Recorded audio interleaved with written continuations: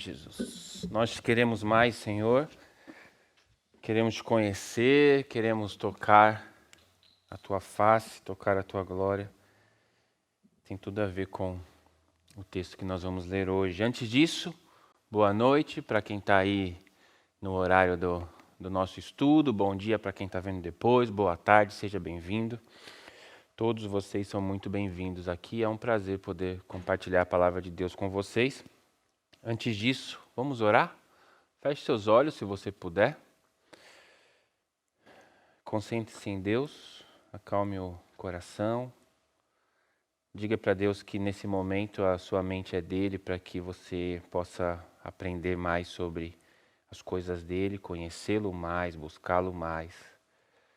Papai, muito obrigado por esse momento, muito obrigado por essa ferramenta que permite a pregação do teu evangelho para além do estar junto pessoalmente. Obrigado pela comunicação, obrigado por esse momento do tempo em que vivemos. Obrigado porque o Senhor está no controle de tudo.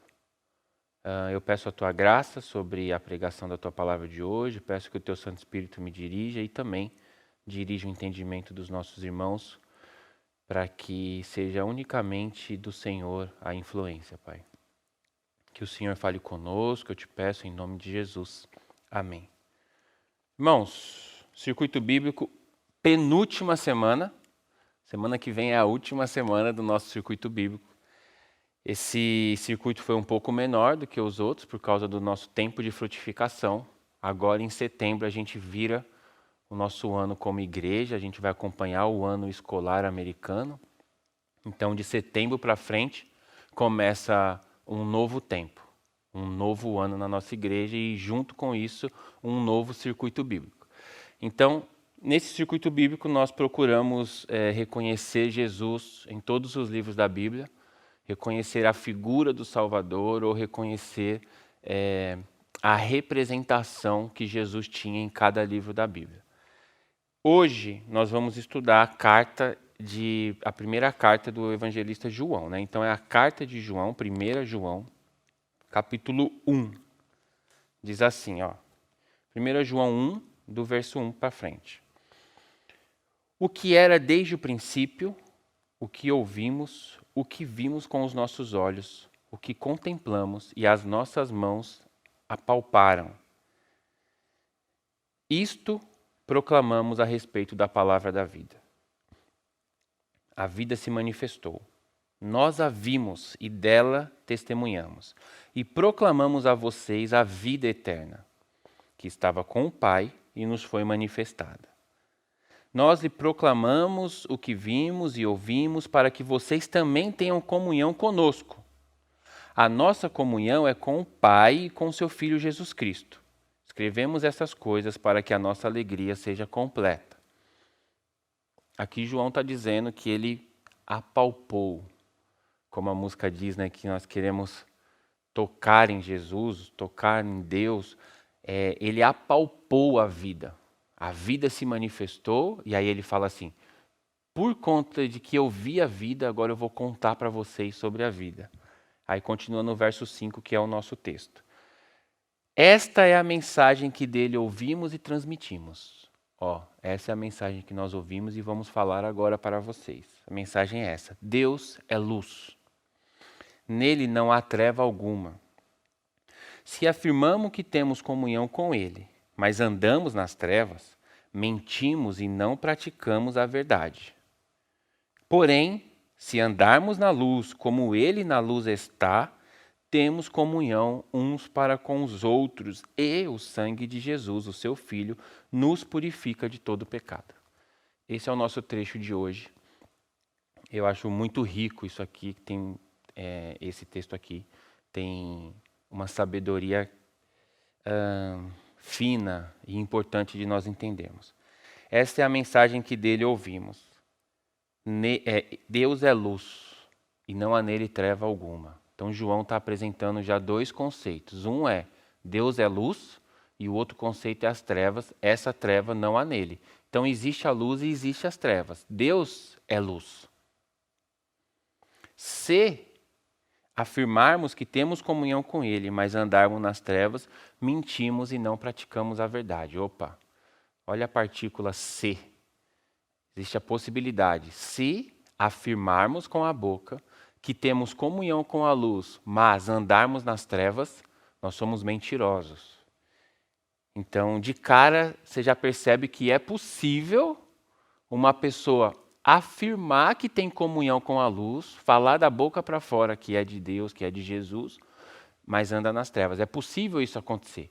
E aí ele fala, quando isso acontece, ou se isso acontecer, significa que essa pessoa é uma pessoa mentirosa.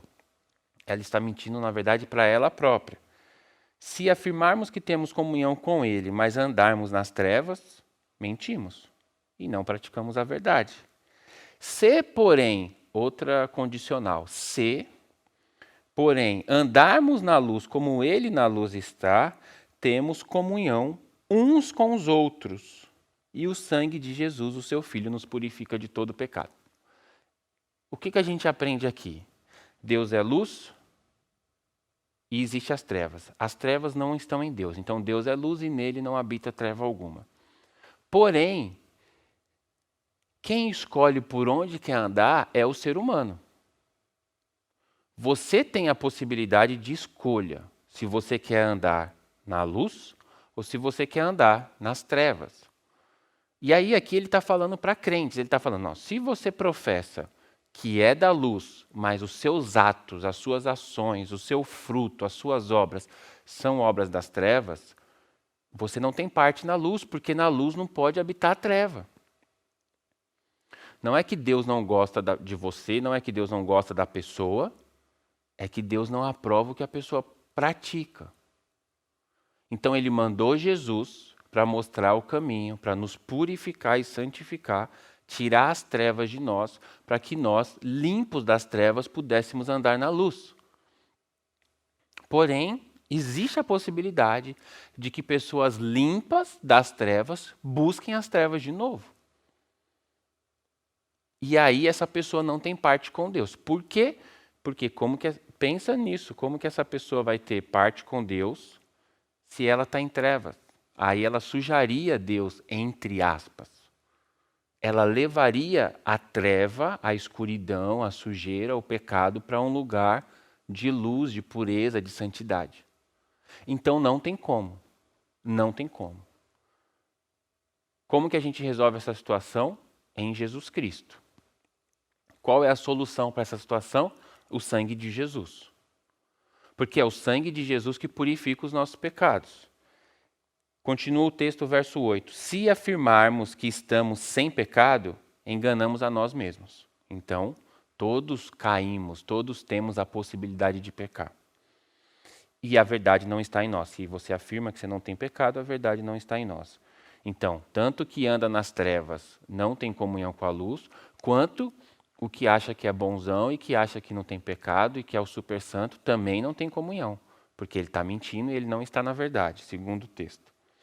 Porém, verso 9, se confessarmos os nossos pecados, ele é fiel e justo para perdoar os nossos pecados e nos purificar. Olha essa palavrinha aqui, de novo. Se confessarmos os nossos pecados, se confessarmos os nossos pecados, ele é fiel e justo para nos perdoar e nos purificar de toda injustiça.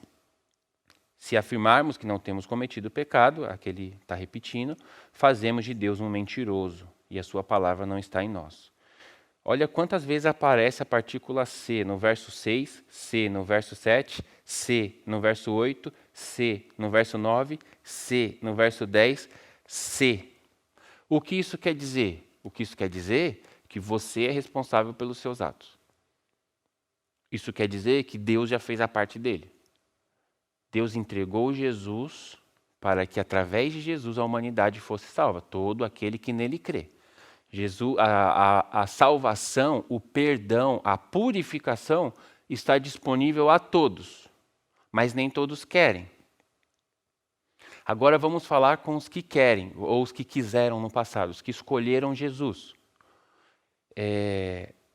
Você entregou sua vida a Jesus. Então você é a igreja, você professa que o Senhor Deus é o seu Deus e que Jesus é o Salvador da sua vida e o seu Rei. Porém, se mesmo professando com a boca você vive em atos de pecado, você não está em Deus. Por conta disso. Como que eu resolvo, Pedro? Você resolve confessando. Porém, tem uma questão importante da gente entender. Uma coisa é a pessoa pecar, outra coisa é a pessoa viver na prática do pecado.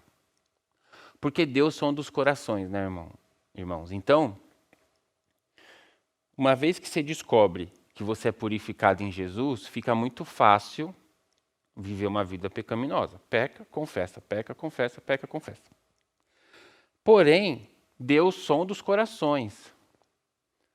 E a Bíblia diz que o sujo suje-se mais ainda. Então, quando uma pessoa cai porque aconteceu, porque foi um problema, teve uma confusão ali, um cara no trânsito, não sei, algum problema momentâneo, instantâneo, aconteceu, ela vai logo ser tomada pelo aquele senso de arrependimento, de sujeira, de meu Deus, olha o que eu fiz, olha como eu agi, olha o que eu fiz. E logo ela vai correr e se desculpar, se possível, né, com a pessoa, senão ela vai correr para os pés de Deus e vai pedir misericórdia e confessar o pecado dela. Clamar por misericórdia, aliás, e confessar o pecado dela.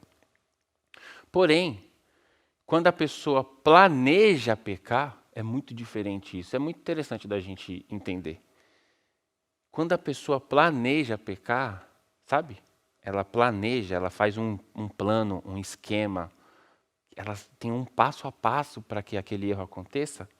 O arrependimento não vai chegar no coração daquela pessoa, pelo menos não momentaneamente. Talvez um dia, no futuro, ela caia na real de tudo que ela fez. Mas eu estou dizendo aqui pontualmente para quem peca, alcança a misericórdia em Jesus e se achega até Deus. Peca, alcança a misericórdia em Jesus e se achega até Deus. Aí é interessante que ele diz que se você fala, mas não pratica a verdade, não faz a verdade, é não pratica. É um ato. Uma vez que a pessoa confessou Jesus e foi convertida, purificada, ela vai manifestar uma nova natureza. Ela tem uma nova natureza, ela vai manifestar uma nova vida. Note, eis que tudo se fez novo. Tem alguns pregadores que brincam, né, para deixar a mensagem mais leve, e falam assim, até o pecado tem que ser novo. Se a pessoa se converteu a Jesus e ela continua a mesma pessoa, ela não se converteu a Jesus. Eu falei ontem na célula assim, existe a possibilidade da pessoa estar convencida e não convertida. Então, por exemplo, eu estou convencido de que falar inglês fluente, para mim, é o melhor caminho que eu tenho a tomar. Eu estou convencido disso. Como você sabe que eu não estou convertido disso? A isso, porque eu não estou fazendo aula. Uma coisa é eu estar convencido de que Jesus é bom e que Jesus me salva. Outra coisa é eu estar convertido a essa ideia. O que prova se eu estou convertido a essa ideia? Os meus atos. Então, se eu estou convencido de que cuidar do corpo físico, da saúde, fazer exercício é bom e eu não faço, eu só estou convencido. Se eu começo a fazer, as obras mostram que eu estou convertido a essa ideia. Essa ideia faz parte da minha vida agora. Por isso ele fala, se você fala que você é de Deus, mas você não pratica as obras de Deus, você não está nele. João está falando aqui. Então, a pessoa pode estar convencida. E, enfim, isso é possível. Então, existe essa briga, irmãos. Existe essa dicotomia, essa duplicidade entre luz e trevas. E existe você no meio. E você tem que escolher para qual dos lados você vai. Como que você sabe para qual dos lados que você está indo? Gálatas 5, o famoso texto dos frutos. Fruto do mal e fruto do bem, fruto das trevas e fruto da luz. Está explicado aqui, ó. Gálatas 5, vou começar no 16. Por isso digo, Paulo está dizendo, por isso digo, vivam pelo Espírito e de modo nenhum satisfaçam os desejos da carne. Então, quem vive é você, não é Deus. Não adianta pedir para que Deus tome as decisões no seu lugar. Deus pode te capacitar, te ajudar e te ensinar, mas quem tem que tomar a decisão é você. Então, trevas é luz e trevas, e você tem que escolher para que lado que você vai. Vivam pelo Espírito, pois a carne deseja o que é contrário ao Espírito. Trevas, a carne deseja o que é contrário ao Espírito. Você vive no corpo humano. Esse corpo humano ainda não foi redimido. Por isso você deseja o pecado, como eu também desejo o pecado. Só que aí, mesmo eu desejando o pecado, eu tento viver em santidade. Então ele está dizendo assim, ó, primeiro ele falou, vivam pelo Espírito e não satisfaçam os desejos da carne. Ele vai explicar. A carne deseja o que é contrário ao Espírito. Então você, que manda na sua carne, não satisfaça os desejos da carne. É uma escolha sua. E o Espírito, a carne deseja o que é contrário ao Espírito, e o Espírito deseja o que é contrário à carne. É uma briga entre os dois. Eles estão em conflito um com o outro, de modo que não fazem o que desejam. A carne não faz o que deseja, o Espírito não faz o que deseja, porque é você que escolhe qual dos dois você vai seguir. Porque se a carne fizesse o que ela deseja, ela te levaria para o pecado forçosamente, como uma pessoa que não tem Jesus. Uma pessoa que não tem Jesus, ela não tem escolha. Então ela serve à carne dela. Depois que você entrega a sua vida a Jesus, Jesus te ajuda a ter escolha. Então o apóstolo Paulo está dizendo assim, a carne não faz o desejo dela, nem o Espírito faz o desejo dele. É você que faz o desejo de um ou de outro. Quem escolhe é você. Mas se vocês são guiados pelo Espírito, não estão debaixo da lei. Ele está respondendo o que ele vinha falando antes. Ora, vai explicar agora. As obras da carne são, texto super conhecido. Quais são as obras da carne? Imoralidade sexual, impureza, libertinagem, idolatrias e feitiçarias. Então, coisas sexuais, coisas religiosas. Ódio, discórdia, ciúmes, ira, egoísmo, dissensões, facções e invejas, coisas humanas. Ódio, discórdia, ciúmes, ira, egoísmo, dissensões, que são brigas, facções, fazer grupinho, e inveja, querer o que é do outro. Embriaguez e orgias e coisas semelhantes. Essas são as obras da carne. A nossa carne ama essas coisas. Nossa carne deseja essas coisas. E aí cabe a você controlar essas atitudes, ajudado pelo Espírito Santo. Eu os advirto como antes os adverti. Aquele que pratica tais coisas não herdarão o reino de Deus. Claro, porque ele está nas trevas. Mas, então a gente viu o fruto das trevas agora, o famoso fruto do Espírito. Mas o fruto do Espírito é amor, alegria, paz, paciência, amabilidade, bondade, fidelidade, mansidão e domínio próprio. Contra essas coisas não há lei. Os que pertencem a Cristo crucificaram a carne com as suas paixões e os seus desejos. Se vivemos pelo Espírito, andemos também pelo Espírito. Não sejamos presunçosos, provocando uns aos outros e tendo inveja uns dos outros. Ele diz assim, de novo, se você vive pelo Espírito, você deve andar pelo Espírito. Então, existe esse processo no qual todos os crentes estão, chamado santificação, esse processo que você entra após entregar a vida para Jesus. Antes de você entregar a vida para Jesus, irmãos, você é refém da carne. Não adianta você querer mudança, impor mudança, você que já é crente, e às vezes não entendeu isso.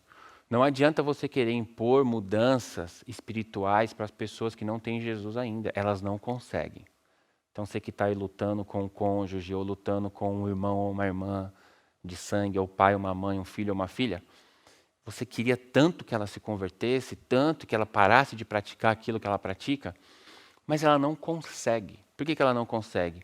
Porque não tem Jesus na vida dela, então só tem a carne. E a carne deseja as coisas das trevas. Por conta do pecado, a partícula do pecado está em nós e nós somos refém disso.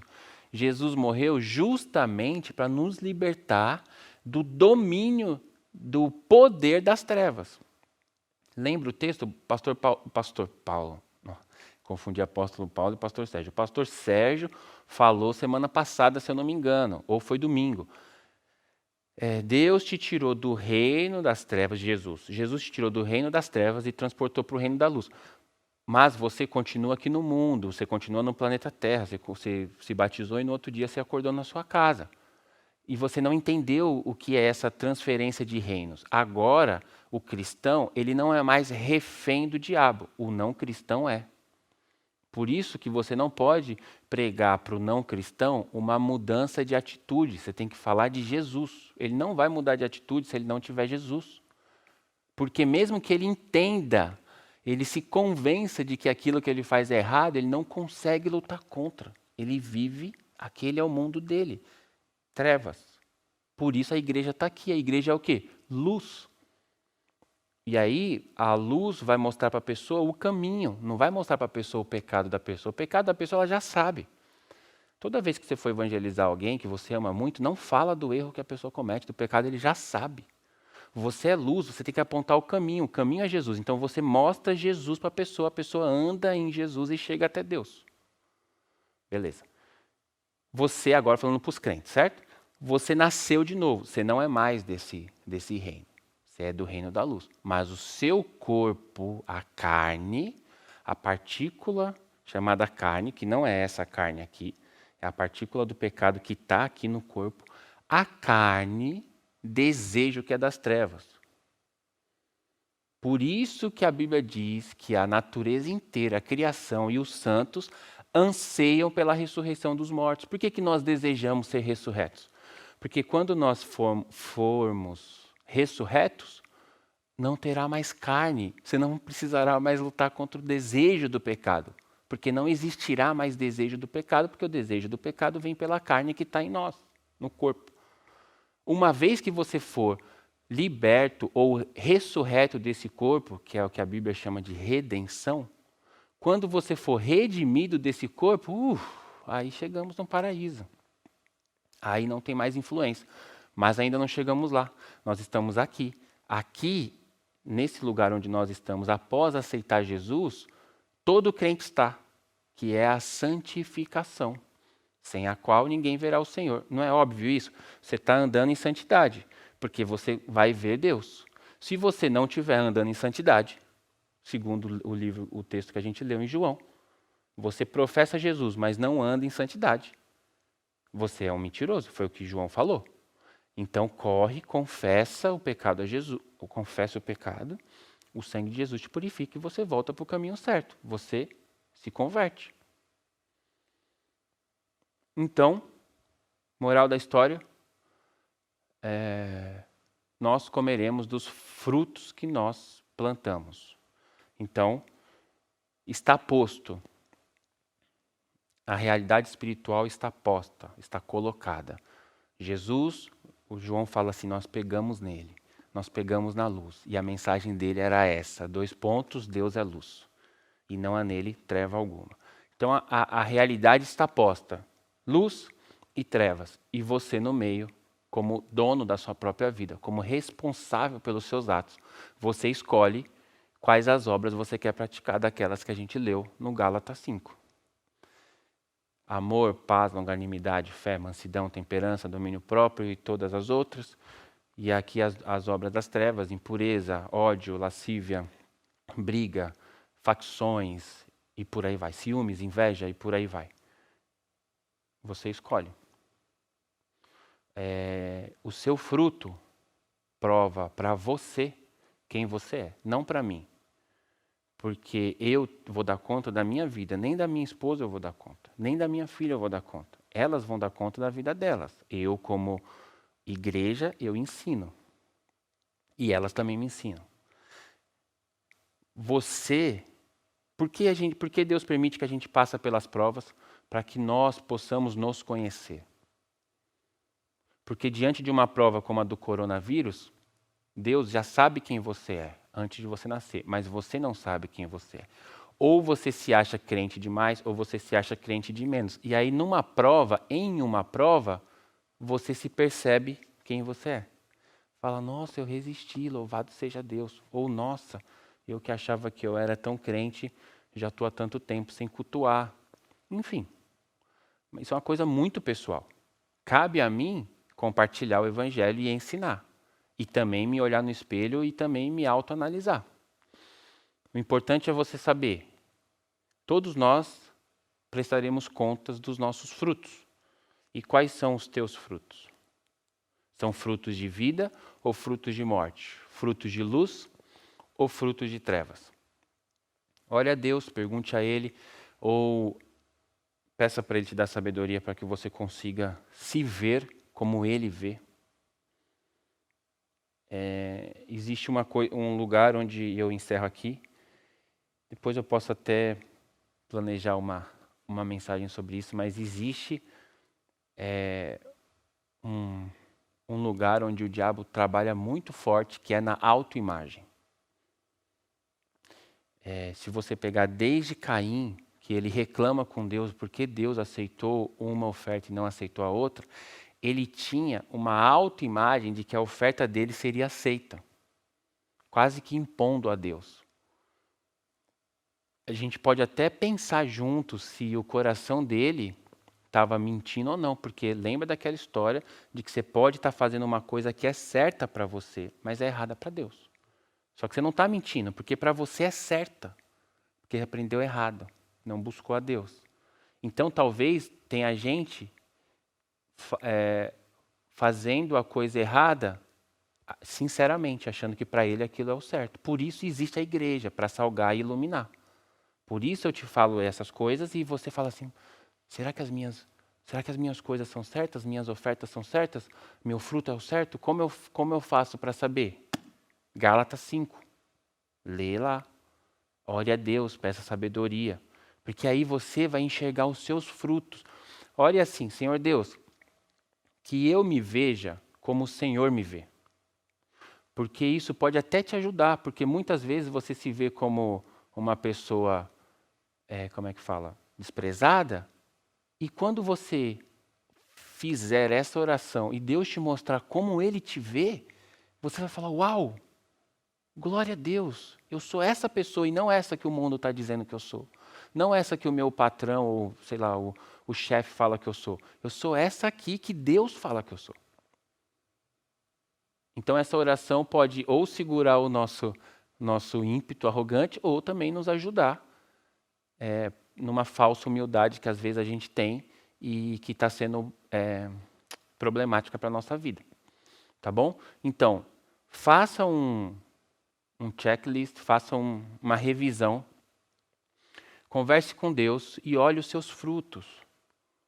Faça uma análise da sua autoimagem, como você se vê. Porque lembra que tudo que os nossos olhos veem são cobiça. Deus precisa transformar o nosso coração para que o nosso coração transforme o nosso jeito de olhar o mundo. Se eu não tiver o coração transformado, eu sempre vou olhar tudo para mim. Tudo é meu. Tudo, mesmo que seja tudo nosso, mas eu estou no nosso também, não é seu, é meu. A pessoa fez aquela coisa errada que ela quer me atingir. A pessoa entrou na rua daquele jeito porque ele queria me fechar. Não, às vezes não. Às vezes você vai diante de Deus e Deus vai falar, tá vendo? Você acha que está o mundo inteiro contra você, mas na verdade a única pessoa que está contra você é você mesmo. E pelo fato de você estar contra você, você acha que o mundo está contra você. E isso vira uma bola de neve, porque aí você se relaciona com o mundo achando que o mundo está contra você. Você está na defensiva sempre, as pessoas vão sempre achar que você está sendo duro, arrogante ou defensivo demais e não vão se relacionar com você. E aí é o que o diabo quer. Que você fique de um lado achando coisas, as pessoas fiquem do outro achando outra coisa. Tudo por causa de uma autoimagem desregulada. Então pensa sobre isso.